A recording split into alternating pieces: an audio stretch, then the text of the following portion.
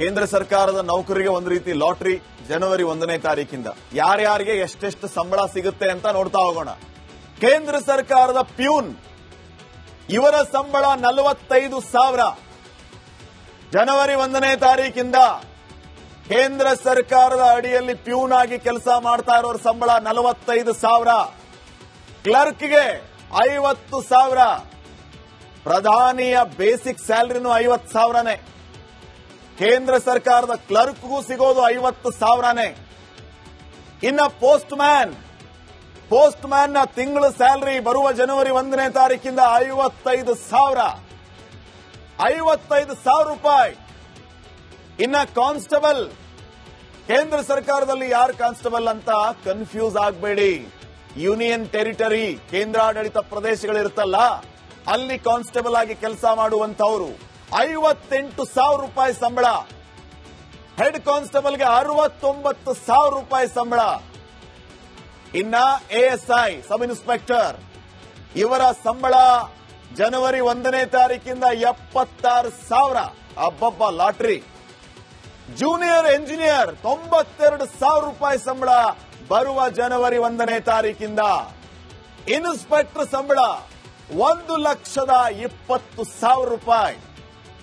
Section officer ಸಂಬಳ 1,29,000 ರೂಪಾಯಿ. ಇನ್ನ ಐಎಎಸ್, ಐಪಿಎಸ್, ಐಎಫ್ಎಸ್ ಇವ್ರಿಗೆ ಜನವರಿ 1ನೇ ತಾರೀಕಿಂದ 8ನೇ ವೇತನ ಆಯೋಗದ ಪ್ರಕಾರ ಸಿಗುವ ಸಂಬಳ ತಿಂಗಳಿಗೆ 1,55,000. ಇನ್ನ ಸೀನಿಯರ್ಸ್, ಐಎಎಸ್, ಐಪಿಎಸ್ ಅಲ್ಲಿ ಸೀನಿಯರ್ ಆಗಿರೋರಿಗೆ ಸಂಬಳ ಹೈಕ್ ಮಾಡ್ತಾರಲ್ಲ, ಸ್ಯಾಲರಿ ಹೈಕ್, ಅವರಿಗೆ ಸಿಗೋದು 2,10,000. ತಿಂಗಳಿಗೆ 2,10,000 ಸಿಗುತ್ತೆ ಸೀನಿಯರ್ ಐಎಎಸ್ ಮತ್ತು ಐಪಿಎಸ್ ಆಫೀಸರ್ಗೆ. 2,10,000. ಪ್ರಧಾನಿಗೆ ಇರೋ ಸಂಬಳ ಎಷ್ಟು ಗೊತ್ತಾ? 1,66,000. ಪ್ರಧಾನಿಗೆ ಒಂದು ತಿಂಗಳಿಗೆ ಸಿಗುವಂತ ಸಂಬಳ 1,66,000.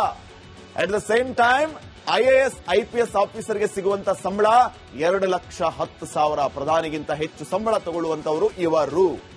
ಇನ್ನ ಕೇಂದ್ರ ಸರ್ಕಾರದ ಸೆಕ್ರೆಟರಿ, ಸರ್ಕಾರದ ಮುಖ್ಯ ಕಾರ್ಯದರ್ಶಿ ಅವರಿಗೆ ಸಿಗುವಂತ ಸಂಬಳ ಎಷ್ಟು ಗೊತ್ತಾ? ಒಂದು ತಿಂಗಳಿಗೆ ಬರೋಬ್ಬರಿ 3 ಲಕ್ಷ ರೂಪಾಯಿ. ಇಷ್ಟೊತ್ತಿನವರೆಗೂ ನಾನೇನು ಹೇಳಿದ್ನಲ್ಲ, ಇದು ಕೇವಲ ಬೇಸಿಕ್ ಸಂಬಳ ಮಾತ್ರ. ಇದರ ಜೊತೆಗೆ ಡಿಎ ಸಿಗುತ್ತೆ, ಎಚ್ಆರ್ಎ ಸಿಗುತ್ತೆ, ಟಿಎ ಸಿಗುತ್ತೆ, ಯೂನಿಫಾರ್ಮ್ ಅಲೋವೆನ್ಸಸ್ ಸಿಗುತ್ತೆ, ರಿಸ್ಕ್ ಅಲೋವೆನ್ಸಸ್ ಸಿಗುತ್ತೆ. ಹಿಂಗೆ ಬೇರೆ ಬೇರೆ ಬೇರೆ ಕೊಡ್ತಾ ಹೋಗ್ತಾರೆ. ಅವ್ರು ಇಸ್ಕೊಳ್ಳದಷ್ಟೇ ಕೆಲಸ. ಇದೆಲ್ಲವನ್ನು ನೋಡಿ ಸಂಬಳ ಕಡಿಮೆ ಇರುವಂತವರು ನೀವು ಮನಸ್ಸಲ್ಲಿ ಅನ್ಕೋಬೇಡಿ ನಾನು ಕೇಂದ್ರ ಸರ್ಕಾರದ ಪ್ಯೂನ್ ಆಗಾದ್ರೂ ಕೆಲಸ ಮಾಡಬೇಕು ಅಂತ. ಅದರ ಹಿಂದೆ ಶ್ರಮ ಇದೆ. ಅದಕ್ಕಾಗಿ ಅವರು ಆ ಸಂಬಳ ತಗೋತಾ ಇದ್ದಾರೆ. ಯಾರ್ಯಾರಿಗೆ ಯಾವ್ಯಾವ ಯೋಗ ಇದೆ ಆ ಯೋಗವನ್ನು ಅವರು ಅನುಭವಿಸಲಿ, ಒಳ್ಳೇದಾಗಲಿ. ಇನ್ನು ನೆಕ್ಸ್ಟ್, ಕೇಂದ್ರ ಸರ್ಕಾರದ ನೌಕರಿಗೆ ಒಂದು ರೀತಿ ಲಾಟರಿ ಜನವರಿ 1ನೇ ತಾರೀಕಿಂದ ಯಾರ್ಯಾರಿಗೆ ಎಷ್ಟೆಷ್ಟು ಸಂಬಳ ಸಿಗುತ್ತೆ ಅಂತ ನೋಡ್ತಾ ಹೋಗೋಣ. ಕೇಂದ್ರ ಸರ್ಕಾರದ ಪ್ಯೂನ್ ಇವರ ಸಂಬಳ 45,000. ಜನವರಿ 1ನೇ ತಾರೀಕಿಂದ ಕೇಂದ್ರ ಸರ್ಕಾರದ ಅಡಿಯಲ್ಲಿ ಪ್ಯೂನ್ ಆಗಿ ಕೆಲಸ ಮಾಡ್ತಾ ಇರೋರ ಸಂಬಳ 45,000. ಕ್ಲರ್ಕ್ಗೆ 50,000. ಪ್ರಧಾನಿಯ ಬೇಸಿಕ್ ಸ್ಯಾಲರಿನೂ 50,000ನೇ. ಕೇಂದ್ರ ಸರ್ಕಾರದ ಕ್ಲರ್ಕ್ಗೂ ಸಿಗೋದು 50,000ನೇ. ಇನ್ನ ಪೋಸ್ಟ್ ಮ್ಯಾನ್ ನ ತಿಂಗಳ ಸ್ಯಾಲರಿ ಬರುವ ಜನವರಿ 1ನೇ ತಾರೀಕಿಂದ 55,000. 55,000 ರೂಪಾಯಿ. ಇನ್ನ ಕಾನ್ಸ್ಟೇಬಲ್, ಕೇಂದ್ರ ಸರ್ಕಾರದಲ್ಲಿ ಯಾರು ಕಾನ್ಸ್ಟೇಬಲ್ ಅಂತ ಕನ್ಫ್ಯೂಸ್ ಆಗಬೇಡಿ. ಯೂನಿಯನ್ ಟೆರಿಟರಿ, ಕೇಂದ್ರಾಡಳಿತ ಪ್ರದೇಶಗಳಿರುತ್ತಲ್ಲ, ಅಲ್ಲಿ ಕಾನ್ಸ್ಟೇಬಲ್ ಆಗಿ ಕೆಲಸ ಮಾಡುವಂತವರು 58,000 ರೂಪಾಯಿ ಸಂಬಳ. ಹೆಡ್ ಕಾನ್ಸ್ಟೇಬಲ್ಗೆ 69,000 ರೂಪಾಯಿ ಸಂಬಳ. ಇನ್ನ ಎಎಸ್ಐ, ಸಬ್ ಇನ್ಸ್ಪೆಕ್ಟರ್, ಇವರ ಸಂಬಳ ಜನವರಿ 1ನೇ ತಾರೀಕಿಂದ 76,000. ಅಬ್ಬಬ್ಬ, ಲಾಟ್ರಿ. ಜೂನಿಯರ್ ಎಂಜಿನಿಯರ್ 92,000 ರೂಪಾಯಿ ಸಂಬಳ ಬರುವ ಜನವರಿ 1ನೇ ತಾರೀಕಿಂದ. ಇನ್ಸ್ಪೆಕ್ಟರ್ ಸಂಬಳ 1,20,000 ರೂಪಾಯಿ. ಸೆಕ್ಷನ್ ಆಫೀಸರ್ ಸಂಬಳ 1,29,000 ರೂಪಾಯಿ. ಇನ್ನ ಐಎಎಸ್, ಐಪಿಎಸ್, ಐಎಫ್ಎಸ್ ಇವ್ರಿಗೆ ಜನವರಿ 1ನೇ ತಾರೀಕಿಂದ 8ನೇ ವೇತನ ಆಯೋಗದ ಪ್ರಕಾರ ಸಿಗುವ ಸಂಬಳ ತಿಂಗಳಿಗೆ 1,55,000. ಇನ್ನ ಸೀನಿಯರ್ಸ್ IAS IPS ಅಲ್ಲಿ ಸೀನಿಯರ್ ಆಗಿರೋರಿಗೆ ಸಂಬಳ ಹೈಕ್ ಮಾಡ್ತಾರಲ್ಲ, ಸ್ಯಾಲರಿ ಹೈಕ್, ಅವರಿಗೆ ಸಿಗೋದು 2,10,000. ತಿಂಗಳಿಗೆ 2,10,000 ಸಿಗುತ್ತೆ ಸೀನಿಯರ್ IAS ಮತ್ತು IPS ಆಫೀಸರ್ಗೆ. 2,10,000. ಪ್ರಧಾನಿಗೆ ಇರೋ ಸಂಬಳ ಎಷ್ಟು ಗೊತ್ತಾ? 1,66,000. ಪ್ರಧಾನಿಗೆ ಒಂದು ತಿಂಗಳಿಗೆ ಸಿಗುವಂತ ಸಂಬಳ 1,66,000. At the same time IAS IPS ಆಫೀಸರ್ಗೆ ಸಿಗುವಂತ ಸಂಬಳ 2,10,000. ಪ್ರಧಾನಿಗಿಂತ ಹೆಚ್ಚು ಸಂಬಳ ತಗೊಳ್ಳುವಂತವರು ಇವರು. ಇನ್ನ ಕೇಂದ್ರ ಸರ್ಕಾರದ ಸೆಕ್ರೆಟರಿ, ಸರ್ಕಾರದ ಮುಖ್ಯ ಕಾರ್ಯದರ್ಶಿಯವರಿಗೆ ಸಿಗುವಂತ ಸಂಬಳ ಎಷ್ಟು ಗೊತ್ತಾ? ಒಂದು ತಿಂಗಳಿಗೆ ಬರೋಬ್ಬರಿ 3 ಲಕ್ಷ ರೂಪಾಯಿ. ಇಷ್ಟೊತ್ತಿನವರೆಗೂ ನಾನೇನು ಹೇಳಿದ್ನಲ್ಲ, ಇದು ಕೇವಲ ಬೇಸಿಕ್ ಸಂಬಳ ಮಾತ್ರ.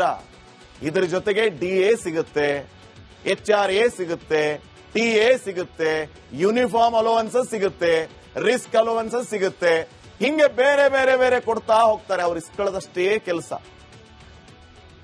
ಇದೆಲ್ಲವನ್ನು ನೋಡಿ ಸಂಬಳ ಕಡಿಮೆ ಇರುವಂತವ್ರು ನೀವು ಮನಸ್ಸಲ್ಲಿ ಅನ್ಕೋಬೇಡಿ ನಾನು ಕೇಂದ್ರ ಸರ್ಕಾರದ ಪ್ಯೂನ್ ಆಗಾದ್ರೂ ಕೆಲಸ ಮಾಡಬೇಕು ಅಂತ. ಅದ್ರ ಹಿಂದೆ ಶ್ರಮ ಇದೆ, ಅದಕ್ಕಾಗಿ ಅವರು ಆ ಸಂಬಳ ತಗೋತಾ ಇದ್ದಾರೆ. ಯಾರ್ಯಾರಿಗೆ ಯಾವ್ಯಾವ ಯೋಗ ಇದೆ ಆ ಯೋಗವನ್ನು ಅವರು ಅನುಭವಿಸಲಿ, ಒಳ್ಳೇದಾಗಲಿ. ಇನ್ನು ನೆಕ್ಸ್ಟ್, ಸೀನಿಯರ್ಸ್ IAS IPS ಅಲ್ಲಿ ಸೀನಿಯರ್ ಆಗಿರೋರಿಗೆ ಸಂಬಳ ಹೈಕ್ ಮಾಡ್ತಾರಲ್ಲ, ಸ್ಯಾಲರಿ ಹೈಕ್, ಅವರಿಗೆ ಸಿಗೋದು 2,10,000. ತಿಂಗಳಿಗೆ 2,10,000 ಸಿಗುತ್ತೆ ಸೀನಿಯರ್ IAS ಮತ್ತು IPS ಆಫೀಸರ್ಗೆ. 2,10,000. ಪ್ರಧಾನಿಗೆ ಇರೋ ಸಂಬಳ ಎಷ್ಟು ಗೊತ್ತಾ? 1,66,000. ಪ್ರಧಾನಿಗೆ ಒಂದು ತಿಂಗಳಿಗೆ ಸಿಗುವಂತ ಸಂಬಳ 1,66,000. At the same time IAS IPS ಆಫೀಸರ್ಗೆ ಸಿಗುವಂತ ಸಂಬಳ 2,10,000. ಪ್ರಧಾನಿಗಿಂತ ಹೆಚ್ಚು ಸಂಬಳ ತಗೊಳ್ಳುವಂತವರು ಇವರು. ಇನ್ನ ಕೇಂದ್ರ ಸರ್ಕಾರದ ಸೆಕ್ರೆಟರಿ, ಸರ್ಕಾರದ ಮುಖ್ಯ ಕಾರ್ಯದರ್ಶಿಯವರಿಗೆ ಸಿಗುವಂತ ಸಂಬಳ ಎಷ್ಟು ಗೊತ್ತಾ? ಒಂದು ತಿಂಗಳಿಗೆ ಬರೋಬ್ಬರಿ 3 ಲಕ್ಷ ರೂಪಾಯಿ. ಇಷ್ಟೊತ್ತಿನವರೆಗೂ ನಾನೇನು ಹೇಳಿದ್ನಲ್ಲ, ಇದು ಕೇವಲ ಬೇಸಿಕ್ ಸಂಬಳ ಮಾತ್ರ. ಇದರ ಜೊತೆಗೆ DA ಸಿಗುತ್ತೆ, HRA ಸಿಗುತ್ತೆ, TA ಸಿಗುತ್ತೆ, ಯೂನಿಫಾರ್ಮ್ ಅಲೋವೆನ್ಸಸ್ ಸಿಗುತ್ತೆ, ರಿಸ್ಕ್ ಅಲೋವೆನ್ಸಸ್ ಸಿಗುತ್ತೆ. ಹಿಂಗೆ ಬೇರೆ ಬೇರೆ ಬೇರೆ ಕೊಡ್ತಾ ಹೋಗ್ತಾರೆ. ಅವ್ರು ಇಸ್ಕೊಳ್ಳೋದಷ್ಟೇ ಕೆಲಸ. ಇದೆಲ್ಲವನ್ನು ನೋಡಿ ಸಂಬಳ ಕಡಿಮೆ ಇರುವಂತವ್ರು ನೀವು ಮನಸ್ಸಲ್ಲಿ ಅನ್ಕೋಬೇಡಿ ನಾನು ಕೇಂದ್ರ ಸರ್ಕಾರದ ಪ್ಯೂನ್ ಆಗಾದ್ರೂ ಕೆಲಸ ಮಾಡಬೇಕು ಅಂತ. ಅದ್ರ ಹಿಂದೆ ಶ್ರಮ ಇದೆ, ಅದಕ್ಕಾಗಿ ಅವರು ಆ ಸಂಬಳ ತಗೋತಾ ಇದ್ದಾರೆ. ಯಾರ್ಯಾರಿಗೆ ಯಾವ್ಯಾವ ಯೋಗ ಇದೆ ಆ ಯೋಗವನ್ನು ಅವರು ಅನುಭವಿಸಲಿ, ಒಳ್ಳೇದಾಗಲಿ. ಇನ್ನು ನೆಕ್ಸ್ಟ್,